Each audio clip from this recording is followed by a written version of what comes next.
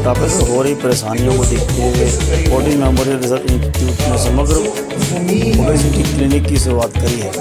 गुरुग्राम के Fortis hospital में एक मल्टी डिसिप्लिनरी केयर के साथ मोटापे से निपटने के लिए समग्र ओबेसिटी क्लिनिक की शुरुआत करते हुए अभिनेता राम कपूर ने कहा कि फिटनेस का मतलब केवल वजन मापने वाली मशीन पर निर्भर नहीं, जिंदगी में ऊर्जावान रहना भी स्वास्थ्य के लिए और जरूरी है। और फिट रहना चलने की प्रक्रिया है।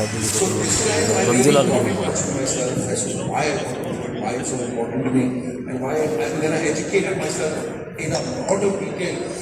if you take the trouble to do that, then that the doctor is mentioning kind of becomes so much easier, because even though you're getting food cravings, you've gotten in touch with why it is so important to you. That takes priority rather than the food. Since you are in the panel and you are a bariatric surgeon also, so understanding Mr. Ram Kapoor's journey, so you can guide us. What is the role of a bariatric surgeon in the journey for anybody to have a consider weight loss as their goal?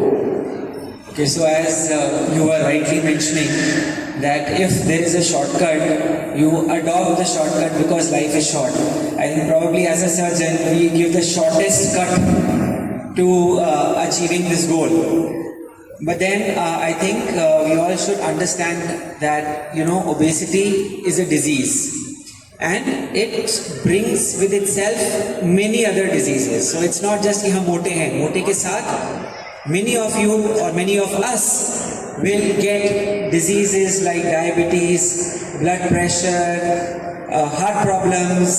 You do a scan of your tummy, you will find you have fatty liver. People will have pain in the joints because of osteoarthritis. So many things, even bad diseases like cancer, they come with being overweight or obese. Now, the most important thing here is to understand that obesity is a problem.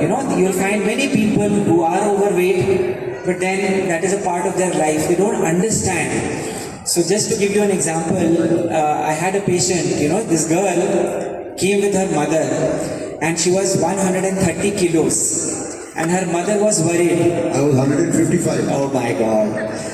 So 130 kilos, mother was worried that she is of a marriageable age and sir आप इसकी surgery करके आप इसको पतला बना दीजिए.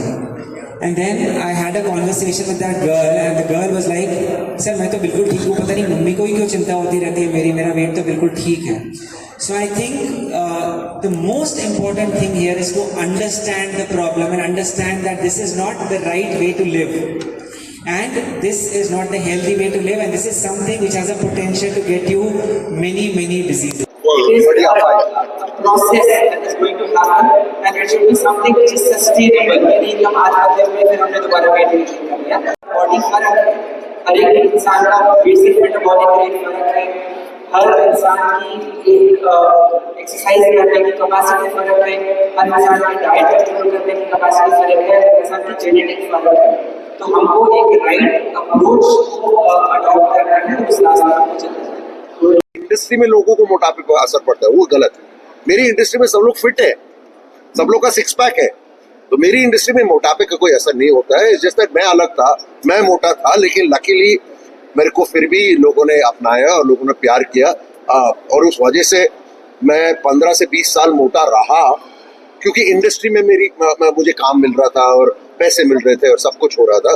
लेकिन मेरी इंडस्ट्री ऐसे नहीं है, मतलब मोटे लोग बहुत कम है ना मेरी इंडस्ट्री में, सब लोग फिट ही है.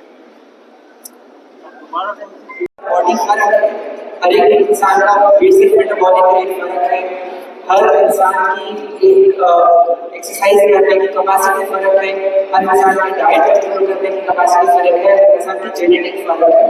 तो हमको एक राइट अप्रोच अडॉप्ट करना है, उस रास्ते पर चलना है.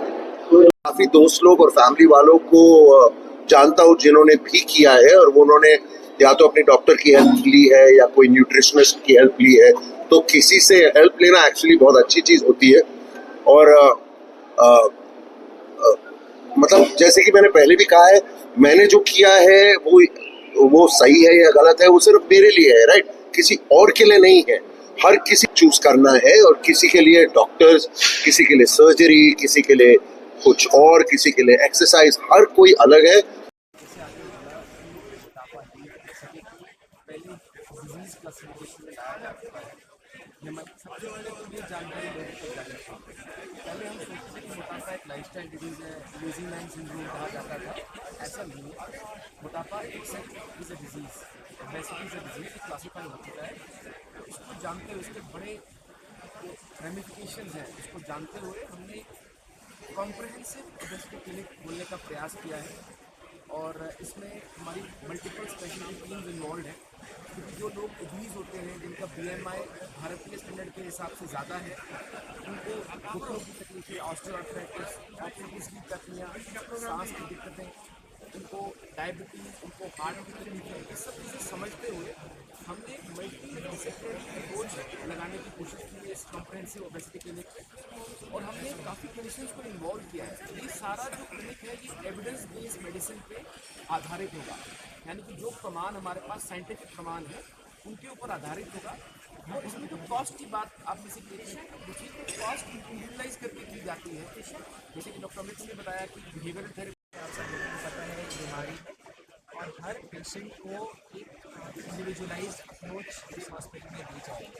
हर एक की मोटापे की प्रॉब्लम अलग है, हर एक का डिग्री ऑफ ओबेसिटी अलग है, हर एक का बेसल मेटाबॉलिक इंडेक्स जो है बेसल मेटाबॉलिक इंडेक्स BMI जो है वो फर्क है। तो एक इंडिविजुअल पेशेंट के हिसाब से क्या उसको सिर्फ एक साइकोलॉजिकल काउंसलिंग की ज़रूरत है, क्या उसको बिहेवियरल थेरेपी की ज़रूरत है, क्या उसको मेडिकल मैनेजमेंट की ज़रूरत है, या क्या वो एक्सट्रीम है और उसको सर्जरी की ज़रूरत है। ये सारा प्रॉपर आधुनिक तकनीकों से उसको असेस किया जाएगा और पेशेंट्स को उसके हिसाब से